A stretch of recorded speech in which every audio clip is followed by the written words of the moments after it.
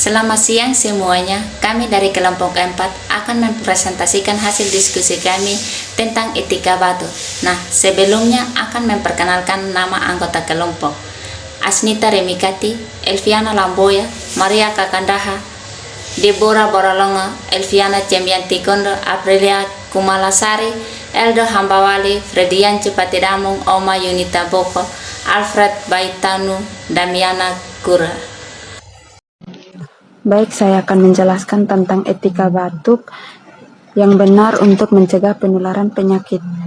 Penyakit yang disebabkan infeksi patogen seperti virus dan bakteri dapat menular. Penularan penyakit infeksi bisa terjadi melalui kontak langsung atau bahkan menghirup udara yang mengandung droplet patogen yang dikeluarkan saat bicara, bersin, dan batuk. Oleh karena itu, penting untuk Anda mengetahui etika atau tata cara batuk yang benar sehingga bisa mencegah penularan penyakit pada orang lain. Baik, saya menjelaskan yang kedua, etika batuk yang benar memiliki risiko penularan penyakit. Di masa ini normal, Anda perlu dipraktikkan etika batuk dan di mana dan kapan pun. Etika batuk ini penting dilakukan untuk meminimalkan penularan penyakit. Batuk yang terjadi sesekali sebenarnya merupakan hal yang wajar, tetapi etikanya perlu diperhatikan. Batuk adalah bentuk respon tubuh yang alami karena adanya zat asing yang masuk ke dalam sistem pernapasan. Refleksi ini menjadi cara tubuh untuk mengeluarkan kotoran atau iritan yang mengganggu sistem pernapasan. Namun batuk yang berlangsung secara menerus dapat dinadakan terdapatnya masalah dalam sistem respirasi atau penyakit lainnya. Yang ketiga, cara yang tepat menerapkan etika batuk. Nah, etika batuk sebaiknya memang dilakukan kapanpun sekalipun kita dalam keadaan sehat. Sementara orang yang sakit sangat diwajibkan untuk menerapkan etika batuk ini. Berdasarkan informasi dari CDC, virus yang terkandung dalam droplet dapat bertahan 16 menit hingga 1 jam di dalam ruang.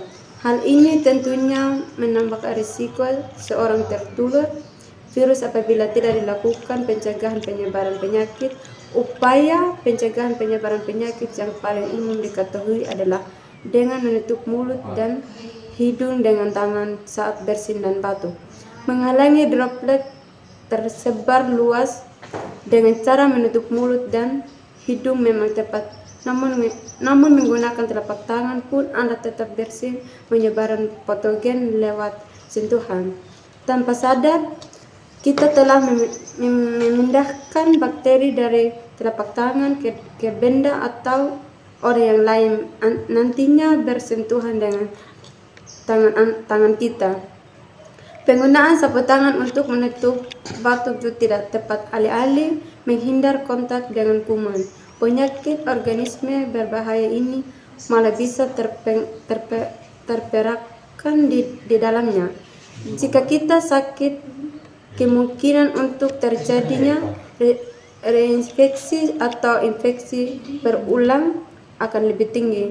Namun etika batuk lebih dari sekedar menutup mulut dan hidung.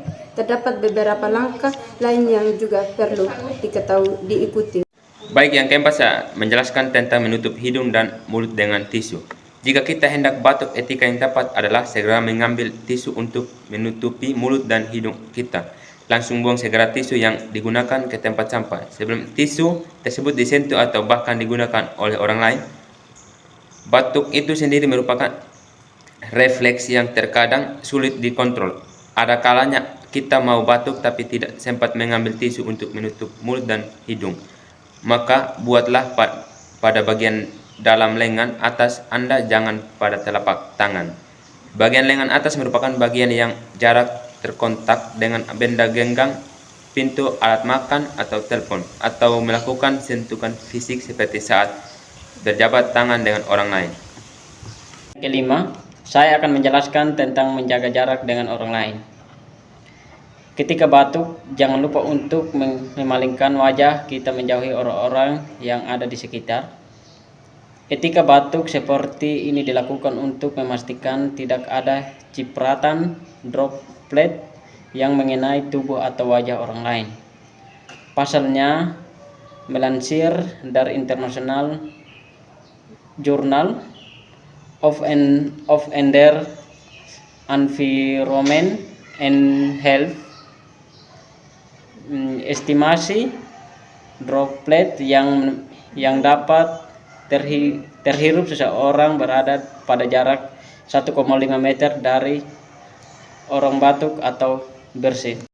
Mencuci tangan menggunakan sabun. Ingatlah untuk selalu mencuci tangan setelah batuk.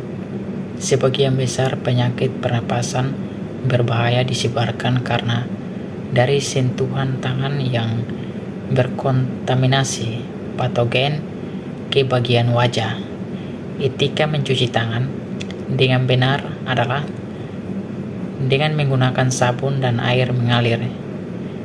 Cairan pembersih lain seperti sanitizer juga bisa digunakan asalkan mengandung alkohol dengan konsentrasi 60-95%. Selama mencuci tangan, pastikan Anda membersihkan seluruh bagian telapak tangan, termasuk menggosok sela-sela jari. Lakukanlah selama 20 detik sehingga memastikan perlindungan tubuh patogen benar-benar hancur oleh air sehingga ia tidak bisa lagi aktif menginfeksi tubuh. Dalam etika batuk, membersihkan tangan dengan sabun dan air mengalir lebih efektif karena dengan bantuan aliran air, kuman bisa langsung terlepas dari permukaan tangan.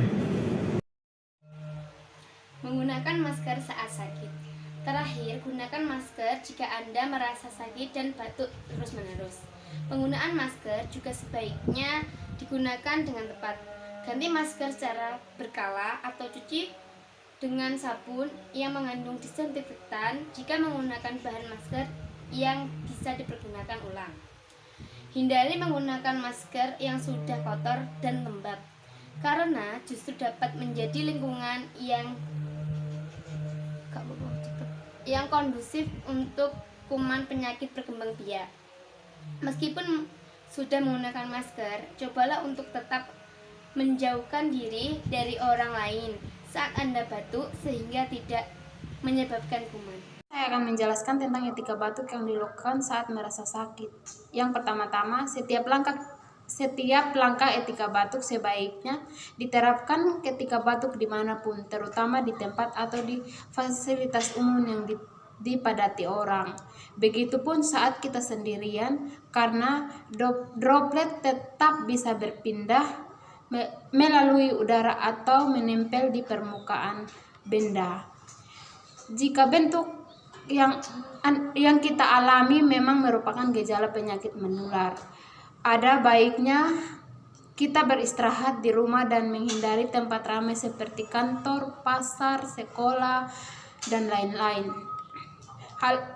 Hal ini kita lakukan untuk menghindari kontak fisik dan menjaga jarak, mencegah penularan kuman penyakit. Selain itu, kita akan lebih jika kita juga mengenali gejala-gejala lain dari penyakit menyebabkan batuk secara umum.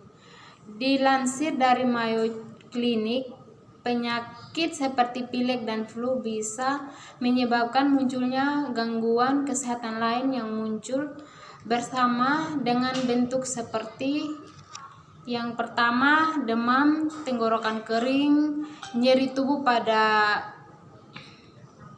sendi dan otot, sesak nafas, hidung berair dan tersumbat, sakit kepala, kelelahan atau badan lemas, dan yang terakhir diare dan muntah-muntah. Nah, batuk yang disebabkan oleh pilek atau flu biasanya tentu saja kita melakukan perawatan sederhana untuk meredahkan batuk. Misalnya dengan memperbanyak konsumsi cairan, istirahat, dan minum obat batuk. Ada rangkaian obat batuk yang aktif, redakan beragam untuk berdasarkan gejalanya. Mohon maaf jika ada kesalahan. Sekian dan terima kasih.